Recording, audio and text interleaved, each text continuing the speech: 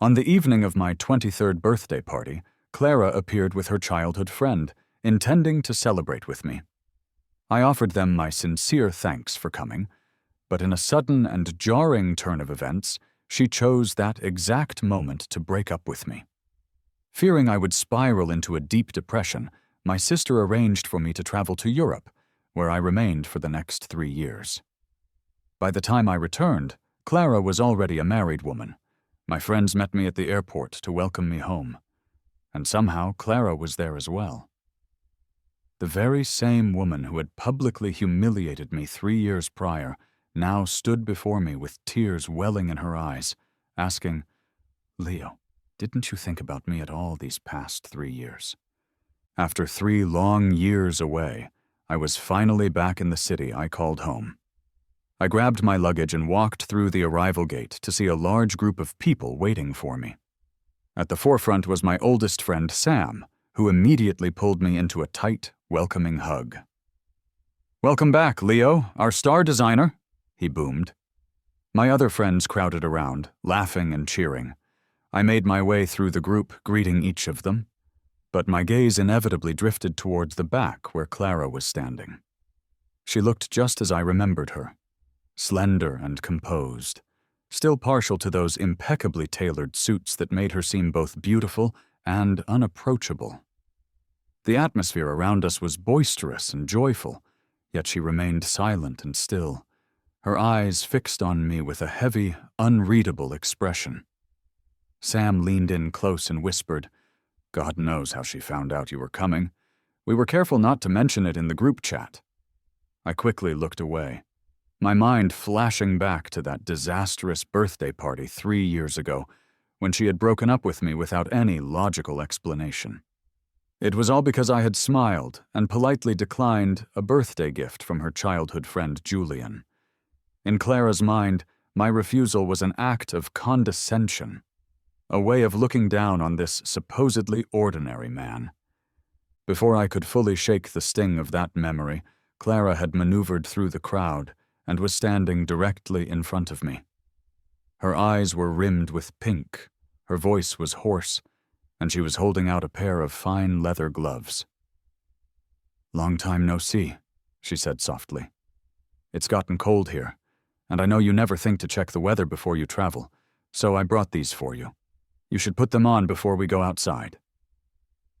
The gloves were a classic black style, a brand I used to favor. My immediate instinct was to take a step back, creating a physical distance between us. "No, thank you," I said flatly. "I'm not cold." Clara's hand, still holding the gloves, froze in midair. A look of embarrassment and hurt washed over her features. "You're still angry, aren't you?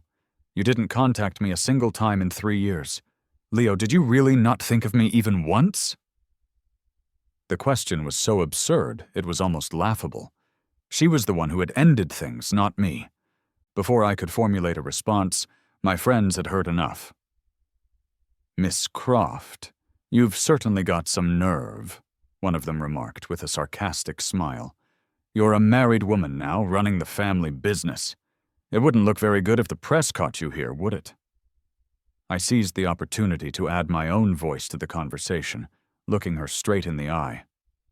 "I heard you and Julian were married a year ago. Does he have any idea that you're here right now?" The color instantly drained from Clara's face. She stepped closer, lowering her voice so that her words were almost a whisper in my ear. "I'm sorry. I never wanted to marry him." I turned my head slightly, my own voice just as quiet and sharp. "You didn't want to marry him, yet you broke up with me for his sake 3 years ago? Clara, you play with people's emotions far too freely." That was the polite way of putting it. In reality, she was recklessly overconfident, convinced she could have everything she wanted without consequence. Clara quickly averted her gaze, trying to deflect by holding up the gloves again. "Leo, look, they're your favorite brand and style. I still remembered. I bought them a long time ago, just waiting for you to come back." It was a brand I had liked years ago, but my tastes had evolved since then. My friends began to guide me toward the airport exit, leaving Clara standing alone in her own awkwardness. Just as we were about to step outside, a gentle, almost fawning voice called my name. "Leo, I heard you were back, so I came to pick you up." Julian walked toward us, dressed from head to toe in the latest designer menswear, his hair perfectly styled, a triumphant smile plastered on his face. His eyes quickly found Clara standing behind me, and he immediately noticed the black gloves in her hand. "Looks like I came at a bad time," he asked with feigned innocence. Sam's temper flared, and he stepped in front of me to confront Julian directly. "Of course it's a bad time. When have you ever shown up at the right time? That phony smile of yours is nauseating. First you steal Leo's girlfriend, and then you use some underhanded tactics to marry into the Croft family. What, you think you've made it from rags to riches?" Sam's words were sharp and rapid, and Julian's face turned a deep shade of red. Our mutual friend Mia quickly intervened, pulling Sam back. "Sam, that's enough. Think about the scene you're causing," she urged. "No matter what, he's Clara's husband now. What if she gets angry and cancels that contract your family has with her company?" Mia paused, glancing at me as I stood there silently. "And if she decides to take it out on Leo, you'll only be making things worse for him." The moment Mia finished speaking, the humiliated flush on Julian's face miraculously disappeared. He wasn't angry at all. In fact, he broke into a wide grin, as if he'd just been told the most amusing joke. "Sam, listen to yourself," he said, calmly adjusting the collar of his expensive jacket. "Why would you think I used shady tricks?"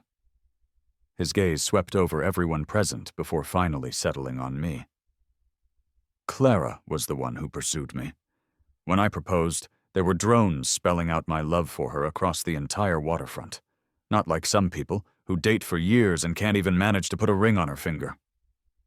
An uncomfortable silence fell over the group. Julian was clearly pleased with the effect of his words. He pretended to just then notice the gloves in Clara's hand and let out a small, surprised, "Oh.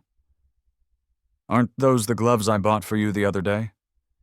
He walked over to her, his tone now laced with innocent affection. "You told me you were coming to the airport to pick up a foreign business partner. Did you meet them? I told you to give the gloves to him, a small gift from the Croft family since the weather has turned. Why are you still holding them?" A foreign business partner. So, she hadn't come for me. The gloves were never meant for me. I looked up at Clara, but she avoided my eyes, flustered. She fumbled in her handbag for a cigarette, her hand trembling as she brought a lighter to it. The thin veil of smoke that swirled around her face only seemed to accentuate her pale, desolate expression. "Julian," she said after a long drag, her voice raspy with a clear warning. "Don't push it." The threat was weak, however, lacking any real force. Julian immediately rushed to her side, linking his arm through hers and pressing against her affectionately. "Honey, I knew you wouldn't stay mad at me. You spoil me far too much." He gave her arm a playful shake before turning his beaming smile back to me. "Mr. Price, my apologies. I hope we haven't made too much of a scene. When I arrived home, my sister, Sophie, was waiting for me with a steaming cup of tea." "Mia told me everything about the drama at the airport," she said, her brow furrowed in concern. "Good for you for just walking away. You should treat them like they don't even exist. That idiot Clara and that snake Julian, neither of them is worth your time." I took a sip of the ginger tea, feeling the warmth spread through me and chase away the lingering chill from the airport encounter. Seeing that I was relatively composed, Sophie continued. "It's true. Clara proposed to Julian a year ago." She scoffed, her tone dripping with contempt. "Before the proposal, Julian's family was at the Croft house nearly every day, causing a scene. Drones, citywide headlines. They made a huge spectacle of it to make sure everyone knew." She paused, leaning in closer as I set down my cup. the last remnants of turmoil in my heart finally settling. "So," Sophie asked, cracking her knuckles with a mischievous grin, "do you need your big sister to step in? Want me to make them get a divorce or perhaps cause a little trouble for her business? Just say the word and I'll handle it." Her eagerness made me laugh. "No need, sis. You don't go backward, especially not for someone as confused as Clara." I met her gaze steadily. "Besides, I already met someone I like in Europe." Sophie froze for a moment, her worry instantly replaced by pure, unadulterated joy. She slapped her thigh in excitement. "I knew it! Mom and Dad didn't want you going to Europe alone, but I was the one who insisted on sending you. See? My instincts are always right." My sister's glorious self-satisfaction lasted for less than 2 days before we received a visit from the Croft family. It was Clara's father, Mr. Croft, who came calling. He arrived bearing an array of expensive gifts, a luxury watch, designer cufflinks, and sat on our living room sofa with a remarkably humble posture, sincerely apologizing for Clara's behavior 3 years ago. "Leo, my boy, I know our Clara did you wrong," he said, patting my hand as his eyes grew a little red. "She was tricked by that man, Julian. Our entire family was fooled. Clara has had a terrible year. She can barely eat or sleep. She's a complete wreck." I gently pulled my hand away. "Is that so? When I saw her at the airport the other day, she looked much healthier than she did 3 years ago." The sorrow on Mr. Croft's face froze, and his expression turned awkward. "She's just putting on a brave face. It's all an act."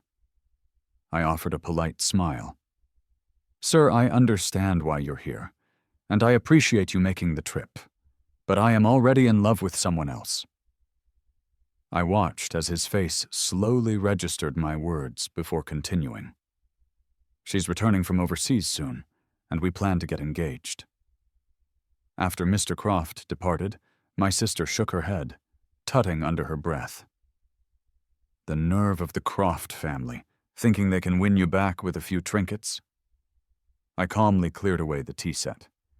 "Clara probably sent her dad to test the waters." Sophie narrowed her eyes. "So, when you said you were getting engaged, were you just saying that to get to them?" I simply smiled in response. The next morning, Sam called me in a panic. "Leo, you have to see what's trending locally." I groggily opened my phone and saw it. 8th on the local business trending topics was the headline, "Price Heir, dumped 3 years ago, returns to rekindle romance with Clara Croft." I clicked on the article. It was a collection of posts from various local paid accounts, all spreading the rumor that I had contacted the Croft family the previous day, seeking a reconciliation. There were even a few blurry photos of Mr. Croft visiting my house, with captions that framed the event as official. An insider reveals that Leo Price deeply regrets his past and contacted the Croft family to make amends, hoping for a fresh start. The Crofts personally visited him, and the 2 parties had a pleasant conversation.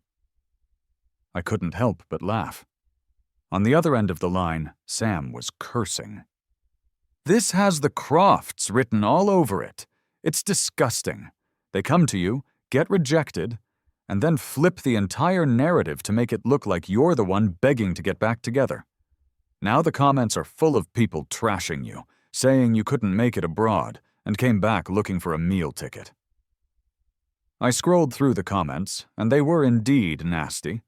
However, there were also plenty of rational people defending me, pointing out that the rumors were obviously fabricated. "Don't worry about it," I said, getting dressed. "We have plenty of connections. This is nothing we can't handle." As soon as I got downstairs, I saw Clara leaning against her car, waiting for me.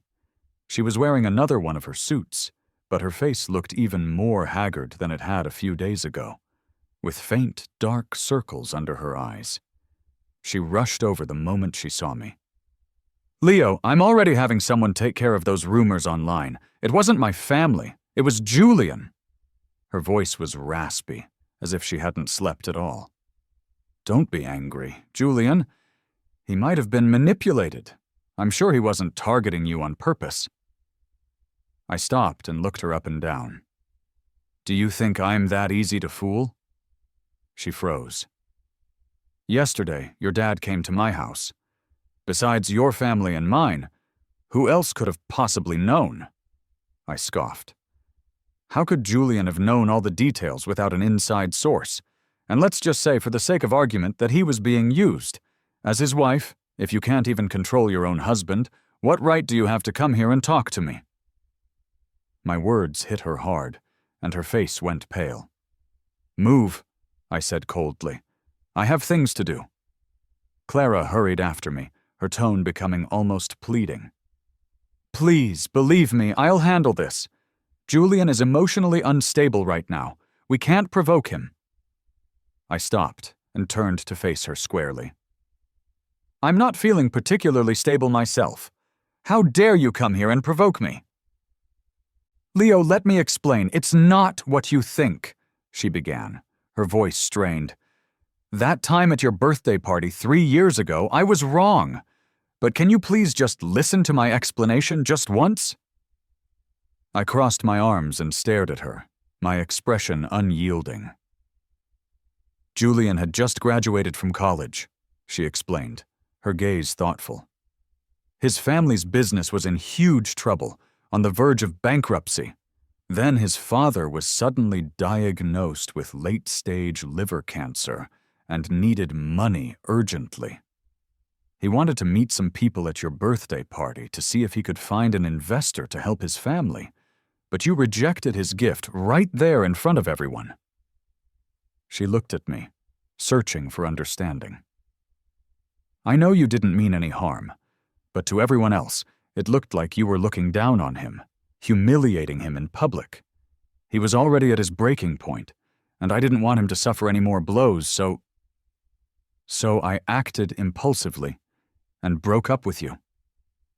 Her breath hitched, and her voice grew thick with emotion. "I just wanted to make him feel better, Leo, but I never expected you to be so final. By the time I tried to find you the next day to explain and apologize, your sister had already put you on a plane to Europe. You blocked me on everything. The only way I could reach you was through email. Leo, I sent you hundreds of emails. You never replied to a single one." I listened to her story in silence. I had seen the emails. Every single one was heartfelt, filled with regret and longing. But what did it matter? For another man's supposed humiliation, she had turned me into a public laughingstock in front of all my friends. Did she really think a few words of explanation could erase that? I didn't need a woman who would stab me in the back for another man, only to come crying back later claiming she loved me. It wasn't just that I didn't need it. I found the very idea repulsive. "Are you finished?" I asked. "Clara, that's a touching explanation. But Julian is your childhood friend. His family was falling apart, his father was sick, and instead of helping him yourself, you let him come to my birthday party to schmooze for connections. And when that didn't work, you stepped in personally and dumped me in front of all my friends just to prop up his ego?" "Tell me, Clara," I said, taking a step closer and staring her down. "If you wanted to play the saint, why did you have to make it so needlessly complicated?" My words left her pale and speechless. Her lips moved, but it took her a long moment to force out a sentence. He wouldn't accept my help." "Oh," I said, feigning understanding. "So noble of him. Then how did this oh-so-noble Mr. Julian later scheme his way into marrying you with a child from God knows where?" Clara stumbled back, her eyes wide with panic. "That was his family. His family did that. Julian, his family again," I cut in, tired of her ridiculous excuses. "Are you going to tell me that his family also forced him to hire trolls to smear me online this time, or that he had no idea it was happening?"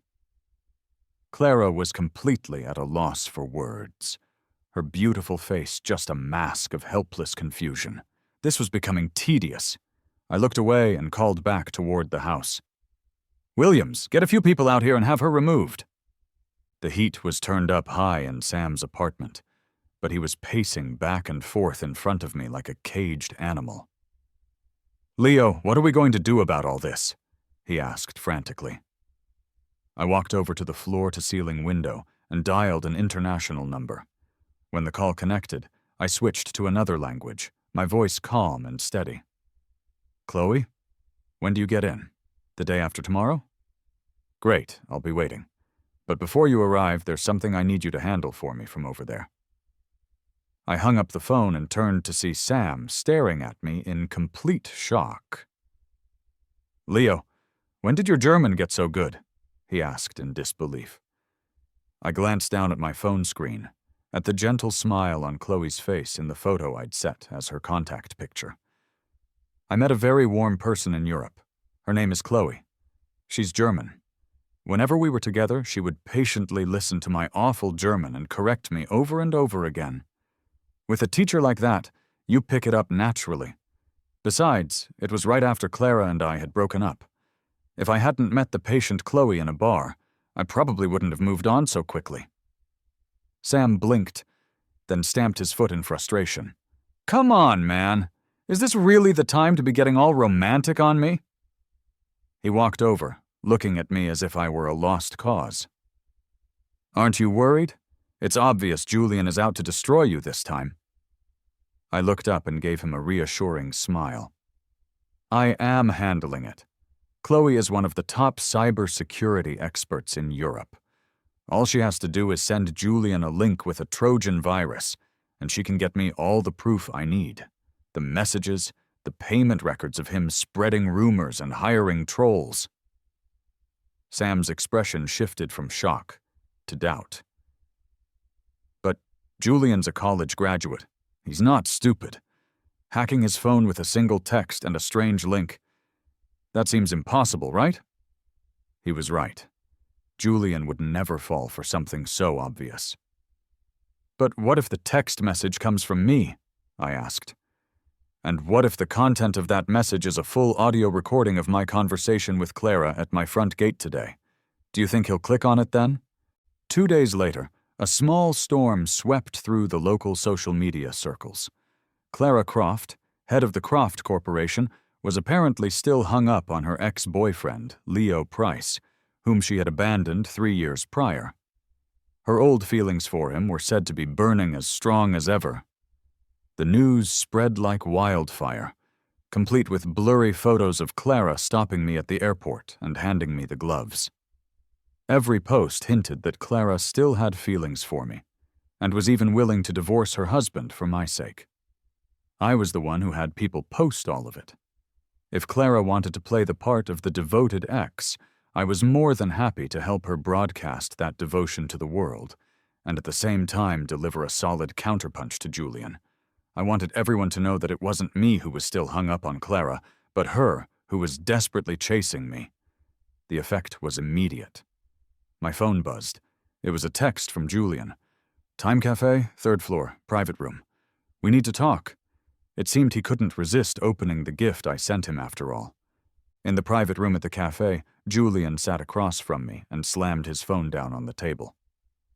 Leo, I knew you were up to no good coming back. You chose to walk away 3 years ago, so why bother returning now? I picked up my lemonade and swirled the ice slowly. Maybe I just wanted to see how certain people managed to live their lives while I was gone. He instantly bristled. What's that supposed to mean? I mean, I continued, if I hadn't come back, I probably never would have known that your marriage was a sham from the very beginning. Julian's face went pale. If you hadn't come back, Clara would have never talked about divorcing me. Oh, she wants to divorce you now? So you're scared? I looked at him and smiled. Julian, the one thing Clara hates most is the scheming and greed of your family. But she still has a soft spot for you. After all, you grew up together. Julian's eyes flickered. I had clearly struck a chord. I leaned forward slightly, lowering my voice as if I were genuinely trying to help him. If you really want to save this marriage, I can show you the way. First, cut off all contact with your blood-sucking family. Second, I said, my gaze fixed on him, use that child you have to your advantage. Make him your real bargaining chip. When the time comes, even if Clara wants a divorce, do you think her parents will let her? The room fell silent. Julian stared down at his untouched coffee, lost in thought. The sky was already growing dark when I left the cafe. My phone buzzed in my pocket. It was a stream of messages from Sam asking how it went. I sent back a 2-word reply. Done deal. I had expected the Croft family to launch a full-scale PR campaign, denying everything and painting Clara as a victim being harassed by her ex. It would have been the coldest but smartest move. But I had underestimated Clara's obsession with me. The next morning, she used her verified personal account to post a public apology, with every single word directed at me. 3 years ago, I hurt him impulsively. For these past 3 years, I have never forgotten him. The post set off a firestorm. Her heartfelt apology completely validated the rumors I had spread. CEO Clara Croft, still in love with her ex, madly devoted. How touching. It was so touching, in fact, that I was instantly branded as the other man, the homewrecker, and became the target of public outrage. The call came from my dad. "Leo, get home now!" The atmosphere in the Price family villa was ice cold. My dad slammed the financial newspaper onto the coffee table. The front-page headline featured a picture of Clara's heartfelt face. "That damn fool!" His chest heaved with anger. If she had just issued a statement to clear the air, I would have respected her for it. But what is this? With one move, she's thrown both of you under the bus. Is that love? She's destroying your reputation. My dad paced back and forth in the living room. She's so ruthless and decisive in business. How can she be as brainless as a lovesick teenager when it comes to her feelings? She's hopelessly stupid. He stopped abruptly and looked at me. "Leo, I won't let you take the fall for this." He immediately called the director of the company's PR department. "Issue a statement right now, and I want the wording to be as strong as possible. Just say that the Price Corporation has no relationship whatsoever with the Croft family. Not now, and not ever." This was a declaration of war. My dad's statement hit the local business community like a depth charge, and the gift from Chloe arrived at the perfect moment. Every chat log and transaction screenshot proving that Julian had colluded with online trolls to smear me as a homewrecker was made public. The evidence was undeniable. Public opinion flipped on a dime. Backed into a corner, Julian had no choice but to release a written statement late at night.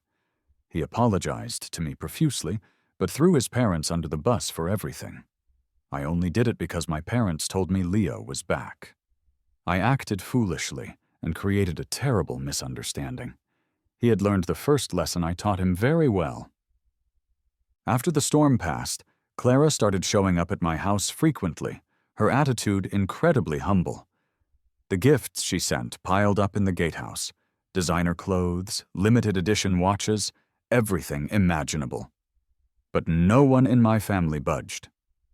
The butler turned her away time and time again, and my parents couldn't even be bothered to see her. A few days later, her patience finally ran out. I had just gotten home when her car blocked the main gate to the villa. Clara got out, her face no longer showing the meekness of the past few days. It was replaced by a grim look of frustration and rage. "Leo, do you really have to be so ruthless?" I looked at her coldly.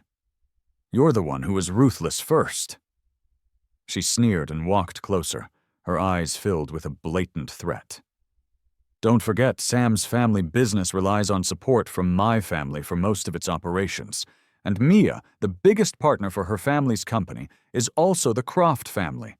Are you really going to sacrifice your friends' futures just to get back at me?" I clenched my fists. Shameless. Seeing my face pale, she seemed satisfied. Her tone softened, taking on an almost pleading quality. The next second, she did something that shocked me. Right there, in front of all the security guards and staff, she dropped to her knees on the cold pavement. "Leo, if you hadn't come back, I could have pretended none of this ever happened. I would have never bothered you again for the rest of my life. But you did come back," she said, looking up, her eyes bloodshot. "And I can't let you go again. When we were 20, under the fireworks outside the university town, I promised you that for the rest of my life, you would be the only one by my side." There was a collective gasp from the people around us. All I felt was how absurd and laughable it all was. I turned and walked through the gate, giving the butler a cold order. "Williams, bring out all the gifts that woman sent me." Soon, all the beautifully wrapped boxes were brought out and piled in front of Clara. I picked up the box on top and, without hesitation, tossed it into a nearby trash can right in front of her. "Clara, if you dare to harass me again, just try me. My girlfriend is coming back from Germany soon, and we're getting engaged immediately." I watched her expression freeze and smiled even more coldly. "That's right. You're well connected. You work with a lot of people. My girlfriend might not be as powerful as you, but she has other ways to make your family's life a living hell and run your business into the ground. If you don't care about that, then by all means, keep trying." My comment about getting engaged was meant to be the final straw for Clara. I never expected my parents to take it so seriously. 3 days later, the Price family formally announced my engagement to Chloe. The wording was official, the tone resolute. The Croft family became a laughingstock. The night the announcement was made, a torrential downpour began. Fat raindrops hammered against the villa's floor-to-ceiling windows. That's when Clara showed up. She hadn't driven. She stood at the main gate, soaked to the bone, looking like a stray cat abandoned by the world. She reeked of alcohol and rain. The security guards tried to stop her, but she was like a madwoman, pounding her fists on the cold iron gate. "Leo, get out here!" I stood at my second-floor window, looking down at her dispassionately. Chloe came over and handed me a glass of warm milk, her eyes following my gaze. "Leo, why did you have to come back?" Clara's cries cut through the rain, thick with desperation. "If you hadn't come back, everything would have been fine. If you hadn't come back, I wouldn't have had any hope. I wouldn't be this pathetic and humiliated." I took a sip of milk, my face expressionless. What a ridiculous line of reasoning. It was as if she believed that as long as I disappeared forever, she could have kept her marriage and her career with a clear conscience. It was my reappearance that had shattered her fragile peace. "Since you came back, that must mean you forgave me, right?" Her voice was filled with a self-righteous sense of injury. "They say you have to go through hell and back to win someone over, and I've been through enough hell. Don't you think 3 years was enough? I declared my love for you to the whole world while I was married. Wasn't that enough?" Beside me, Chloe's brow furrowed deeply. She'd heard enough. She took my hand, and we hurried downstairs. She threw open the heavy front door of the villa, and a blast of cold wind and rain rushed in. Chloe stood in front of me protectively, and, in her less-than-fluent Chinese, questioned the pathetic woman at the gate word by word. "Why? Why should he stay away from his home his whole life just for you?" Clara's bloodshot eyes snapped toward her. "Who do you think you are?" Chloe took a step forward, her presence just as imposing. "It doesn't matter who I am. What matters is that you are a worthless, cheating piece of trash. Your devotion is meaningless." Clara lunged forward, trying to grab my hand. "Leo, come back to me! I can give you anything. My business, everything I have. I'll make Julian disappear. I'll send him abroad. We can go back to how things were, okay?" I shook off her touch in disgust and reminded her of a cold, hard fact with a sneer. "Clara, Do you have any idea how much of your business has been infiltrated by Julian's family? Are you even in charge anymore?" The color drained from her face. I pressed on, my voice as cold as ice.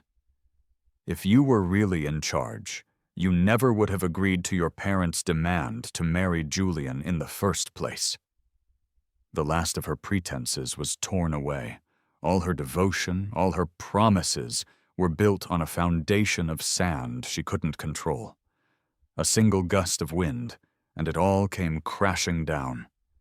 Clara staggered back a few steps.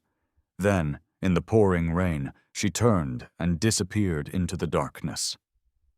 I thought Clara's breakdown would be the end of this drama. I never imagined it was just the beginning of something much bloodier.